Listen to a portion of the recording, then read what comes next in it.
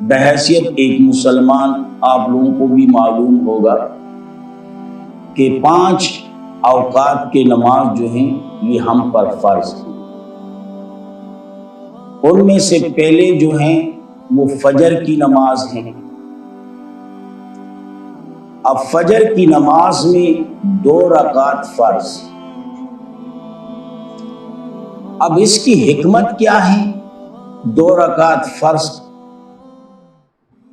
تو علماء کرام نے مختلف انداز میں ان کی حکمتوں کے بارے میں گفتگو فرمائی۔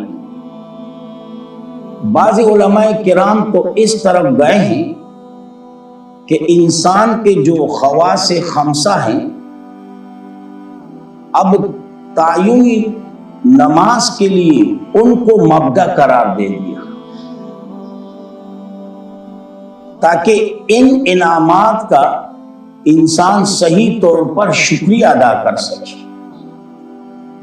اب فجر کی جیسے کہ میں نے آپ سے کہا 2 رکعت نماز فرض مقرر۔ اب اللہ نے انسان کو قوت لامسہ دی۔ قوت لامسہ سے مراد چھونا، ہاتھ وغیرہ لگانا، جس کے ذریعے سے انسان کو علم حاصل ہو جائے کہ یہ چیز گرم ہے یا سرد۔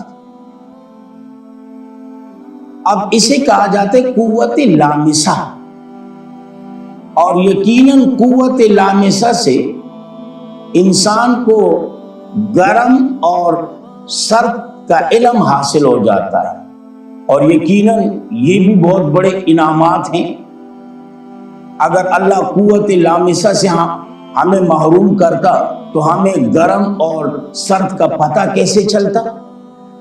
تو اللہ نے قوت لامسہ ہمیں عطا کی، جس کے ذریعے ہم گرم اور سرد کا علم حاصل کرتے ہیں۔ تو اس نعمت کے شکریہ کے طور پر اللہ نے فجر کی 2 رکعت فرض کر دی۔ اسی طرح ظہر، اس میں 4 رکعت فرض ہیں۔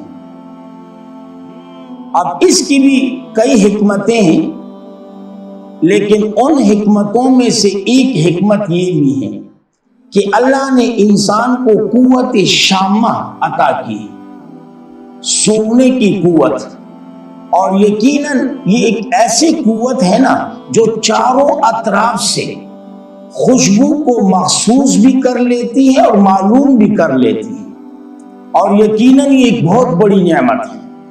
اب اس نعمت کے شکریہ کے طور پر اللہ نے ظہر کی 4 رکعت فرض کر دی۔ اسی طرح عصر کی 4 رکعت فرض ہیں، اس میں بھی کئی حکمتیں ہیں، لیکن ایک حکمت یہ ہے کہ اللہ نے انسان کو قوت ذائقہ عطا کیا ہے، اور یقیناً یاد رکھیں ذائقے جو ہیں نا دنیا میں 4 ہیں، 4 سے 5 نہیں ہو سکتے۔ لازمی بات ہے یا تو ایک چیز میٹھی ہوگی، یا کڑوی ہوگی، یا نمکین ہوگی، اور یا کھٹی ہوگی۔ ان چاروں ذائقوں کے علاوہ 5واں ذائقہ نہیں ہے۔ اب لازمی بات ہے اللہ نے انسان کو قوت ذائقہ عطا کیا، اسی قوت ذائقہ سے وہ ان چاروں کا علم حاصل کر لیتا ہے کہ یہ کون سا ذائقہ ہے۔ یقیناً بہت بڑی نعمت۔ اب اس نعمت کے شکریہ کے طور پر اللہ نے عصر کی 4 رکعت فرض کر دی۔ اسی طرح مغرب کی 3 رکعت فرض۔ اب اس میں بھی کئی حکمتیں ہیں، انشاءاللہ ترتیب سے بیان کریں گے۔ آج صرف ایک حکمت پر گفتگو کروں گا۔ ان میں سے ایک حکمت یہ ہے کہ اللہ نے انسان کو قوت باصرہ دی، دیکھنے کی قوت۔ اب یقیناً انسان 3 اطراف کی طرف دیکھ سکتا ہے، دائیں، بائیں اور سامنے، اور یقیناً یہ ایک بہت بڑی نعمت ہے۔ اور اگر اس نعمت کی قدر جاننی ہو نا، ذرا ان سے معلوم کر لو جو اس نعمت سے محروم ہے، ان سے جا کے معلوم کر لو کہ یہ کس قدر بڑی نعمت ہے۔